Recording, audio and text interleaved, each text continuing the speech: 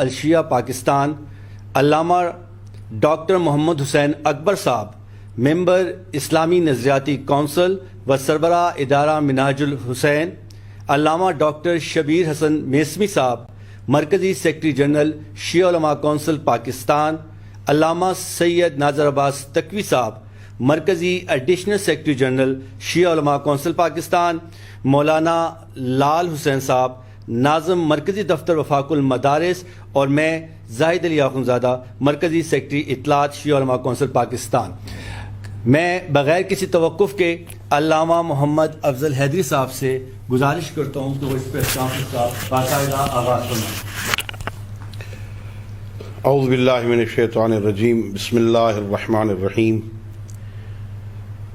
حکومت پاکستان نے نہایت ہی اچھے انداز میں اس بات کا اعلان کیا کہ پاکستان کے تمام سکولوں میں ایک ہی نصاب تمام بچوں کے لیے تیار کیا جائے گا۔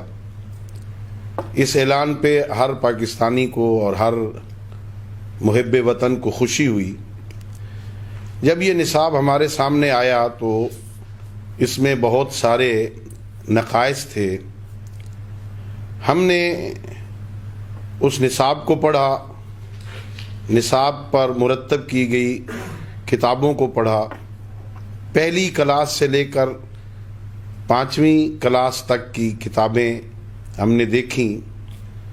ہمیں اس نصاب میں اور ان کتابوں میں جہاں جہاں اشکالات تھے، اعتراض تھا، کوئی ایسی عبارت تھی کہ جو فرقہ واریت کا اظہار جس سے ہوتا تھا، ہم نے تحریری طور پر اسے لکھ کر وزارت تعلیم کو اور دیگر مقتدر افراد کو بھیجا کہ اس کی اصلاح کی جائے، اور یہ تقریباً کئی صفحات پر مشتمل ہے جو ہم نے لکھ کر بھیجا اور انہیں دیا گیا۔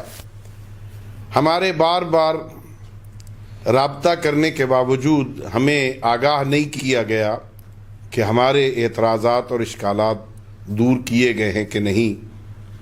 اور اسی طرح اب سننے میں آیا ہے کہ 6 سے لے کر 8ویں تک کا نصاب بھی گورنمنٹ اعلان کرنے جا رہی ہے، اور اس میں نصاب کی نظر ثانی کی کمیٹی میں ہم نے جو اعتراضات کیے تھے اور تجاویز دی تھیں، اس سے بھی آگاہ نہیں کیا کہ ہماری تجاویز کو شامل کیا گیا ہے کہ نہیں۔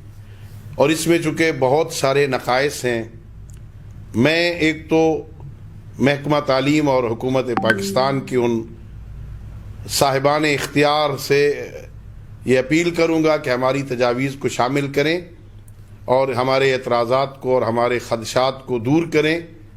اور ساتھ ہی میں آج پورے ملک میں کل چونکہ نماز جمعہ قائم ہوگا، تمام ائمہ جمعہ سے یہ خواہش کروں گا کہ وہ اس مسئلے کو اپنے خطبے کا حصہ قرار دیں اور عوام کو آگاہ کریں کہ یہ صورتحال ہے، ابھی تک ہمارے خدشات کو دور نہیں کیا گیا، ہماری تجاویز کو شامل نہیں کیا گیا۔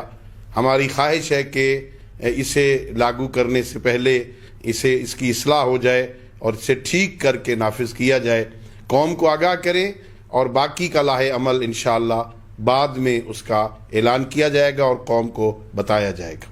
شکریہ۔ بسم اللہ الرحمن الرحیم۔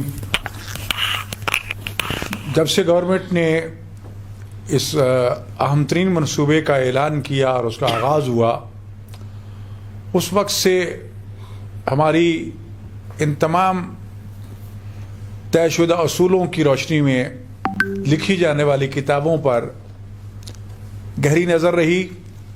ہم نے بہت سی کتابوں کو حرف بحرف پڑھا، لیکن اس میں کچھ تو تاریخی مسلمات کو سرے سے نکال دیا گیا۔ جیسے غزوات کا تذکرہ ہوا تو غزوہ احد میں، غزوہ بدر میں، غزوہ خندق میں، غزوہ خیبر میں، فتح مکہ میں حضرت امیر المومنین علی بن ابی طالب علیہ السلام کا یا تو سرے سے ذکر ہی نہیں ہے، اور اگر کہیں تھوڑا بہت ذکر آیا ہے تو ایسے کہ جیسے کہ وہ ایک عام سپاہی تھے اور انہوں نے کچھ کیا ہی نہیں ہے۔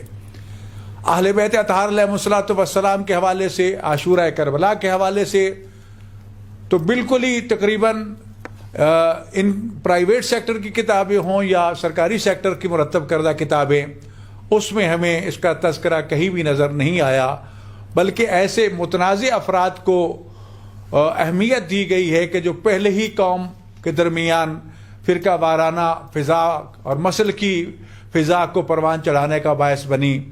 ہم نے ایک ایک حرف دیکھا اور اپنی تحریری آراء جو ہیں وہ متحدہ علماء بورڈ میں بھی اپنے تمام ساتھیوں کے سامنے رکھی، اور الحمدللہ ہم سب نے اس کو متفقہ پاس کیا اور مرکز کو وہ بھیجی، اور مرکز میں جو کچھ طے ہوا اس کی ابھی تک تصویر واضح نہیں ہے۔ انہیں بار بار اپنے خدشات سے ہم نے آگاہ کیا، لیکن ابھی تک جو ہمیں مصدقہ اطلاعات ملی ہیں اس میں ہماری بہت سی ان سفارشات کو سرے سے نظر انداز کر دیا گیا ہے۔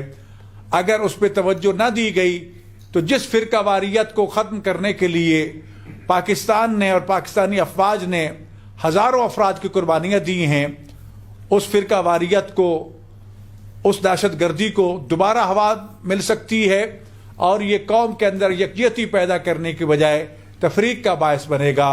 لہذا حکام بالا سے، خاص طور پر وزیر اعظم پاکستان سے میری یہ گزارش ہے، کیونکہ آپ نے یہ قوم کو نعرہ دیا، قوم کو یکجہتی کی رسی میں پرونے کے لیے آپ نے یہ کوشش کی، آپ کی ان کوششوں کو اندیدہ ہاتھ جو ہے وہ ناکام بنانا چاہتے ہیں۔ میری گزارش یہ ہوگی کہ جس وقت تک ہمیں بھرپور اعتماد میں نہیں لیا جاتا اس وقت تک اس سلیبس کا کہ نفاذ کا اعلان نہ کیا جائے، وگرنہ صورتحال جو ہے وہ یقیناً خطرات کو جنم لے گی اور آپ کے اہداف پائے تکمیل تک نہیں پہنچ سکیں گے۔ شیعہ قوم کے عمائدین کو اور عوام کو اس میں تحفظات ہیں، اور ابھی تک وہ اس بات کا انتظار کر رہے ہیں کہ کیا ہماری سفارشات کو شامل کیا جاتا ہے یا نہیں۔ اگر نہ کیا گیا تو یقیناً اس کا رد عمل بہت برا ہوگا۔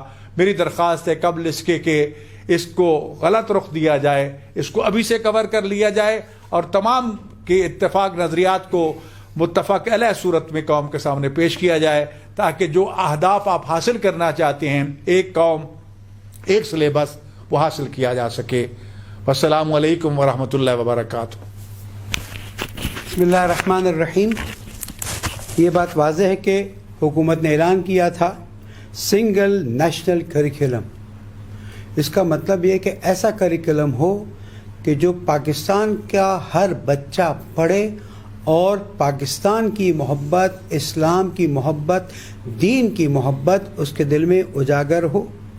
لیکن جب کلاس 1 to کلاس 5 تک کا کریکولم سامنے آیا اور اس کے بعد اس کی کتابیں سامنے آئیں تو پتہ چلا، ہمارے قائد محترم آیت اللہ سید سعدی نقوی صاحب نے فرمایا کہ یہ تو سنگل نیشنل کریکولم نہیں ہے، بلکہ یہ ایک مسلکی کریکولم نظر آتا ہے، اور جو جزیات بزرگان نے محنت کی، کام کی، کوشش کی، یہ سارا دن رات لگائے اور حکومت کو دیا۔ کیوں؟ اس لیے کہ ہم پاکستانی ہیں، ہم پاکستان سے محبت کرتے ہیں، اور ہم اس پاک سرزمین کو مزید خطرے کے سامنے نہیں پھینک سکتے۔ ہماری قوم اسی وقت متحد ہوگی جب واقعاً in letter and spirit single national curriculum اس میں اپلائی کیا جائے گا۔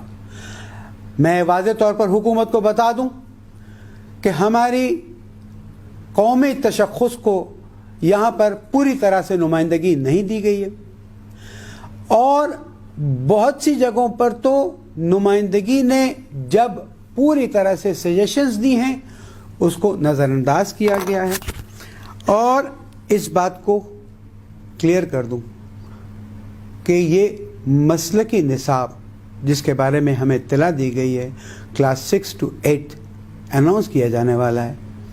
آپ تصور کر سکتے ہیں کہ اس مسلکی نصاب کے جو میجر NCC ہے اس میں پوری طرح سے نمائندگی نہیں ہے، اور اگر بعض جزئی ریویو کمیٹیز میں نمائندگی ہے تو اس نمائندگی کا کوئی اثر نہیں لیا گیا ہے۔ ہم پوری قوم سے درخواست کرتے ہیں، عام جمعہ جماعت سے درخواست کرتے ہیں کہ کل انشاءاللہ بھرپور طریقے سے مملکت خدا داد پاکستان کے خلاف ہونے والی اس سازش کے خلاف آواز اٹھائیں، تاکہ ہماری دھرتی جو بہت زیادہ قربانیاں دے چکی ہے اس کو مزید قربانیاں نہ دینی پڑیں، اور ہماری آئندہ کی نسل جو ہے وہ ایک اچھا پاکستانی، ایک اچھا مسلمان ہو کر پوری امت مسلمہ کے لیے ایک نمونہ عمل بن سکے۔ والسلام علیکم ورحمۃ اللہ وبرکاتہ۔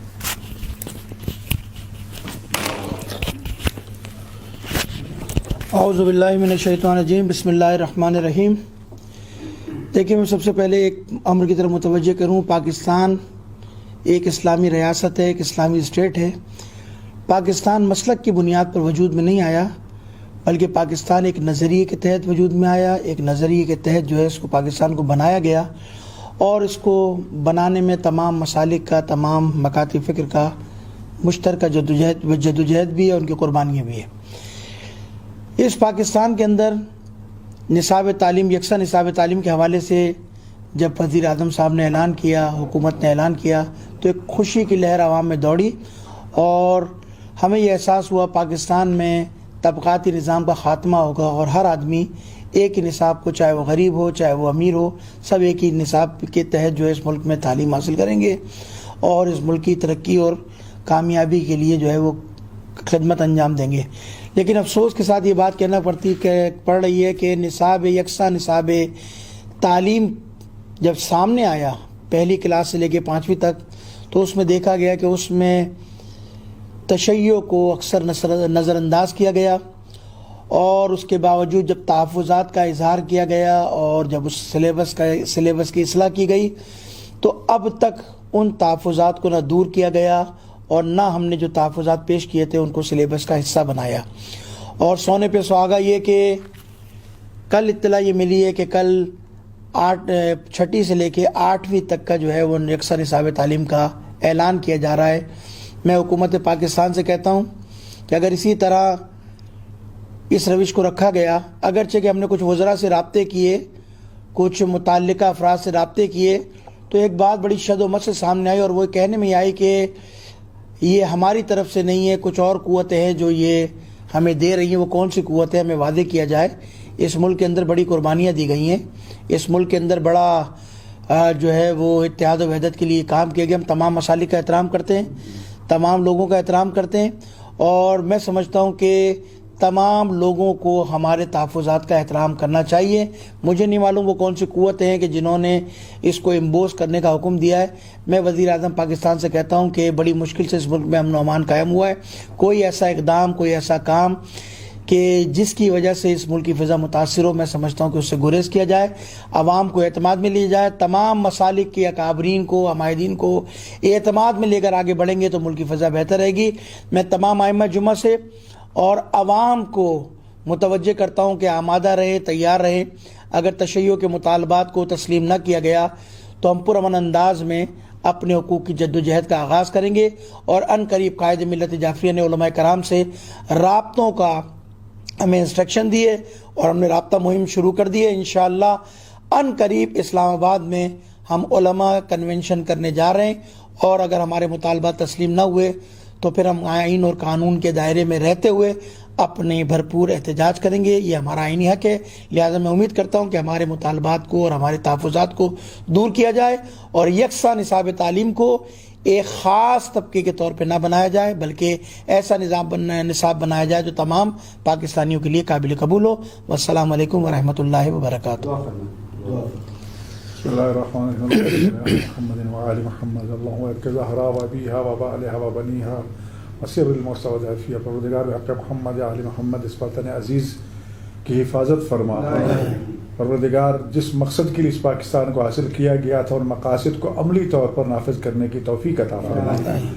تمام اس ملک کے باسی جتنے بھی ہیں ان کو مساوی حقوق حاصل ہیں۔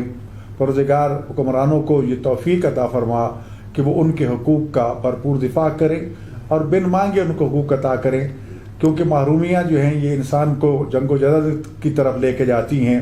اس وقت وطن عزیز کیونکہ چاروں طرف دشمنوں میں گھرا ہوا ہے، داخلی طور پر بھی دشمن جو ہیں وہ اس کی سالمیت کو تباہ کرنا چاہتے ہیں، اس وقت یکجہتی کی ضرورت ہے۔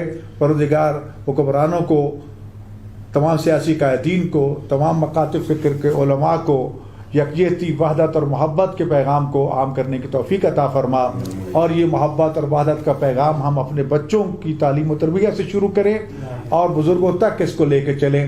یقیناً اسی وحدت نے ہی، اسی محبت نے ہی، اسی یکجہتی نے ہی پہلے بھی پاکستان کو عالمی دہشت گردوں کی دہشت گردی سے بچایا، اور آئندہ بھی اسی وحدت کی ضرورت ہے۔ اس کے بغیر ہم اس وطن کو اپنے دشمنوں کے شر سے محفوظ نہیں رکھ سکتے۔ پروردگار تجھے واسطہ اپنی عزت و جلالت کا سرکار حجت ابن الحسن العسکری امام زمان علیہ السلام کے ظہور پر نور میں تاجیر فرما، اور ہم امام زمان علیہ السلام کے اعوان و انصار میں شمار فرما۔ ربنا تقبل منا انك انت السميع العليم بحق محمد واهل بيته الطيبين الطاهرين المعصومين بفضلك ورحمتك يا ارحم الراحمين۔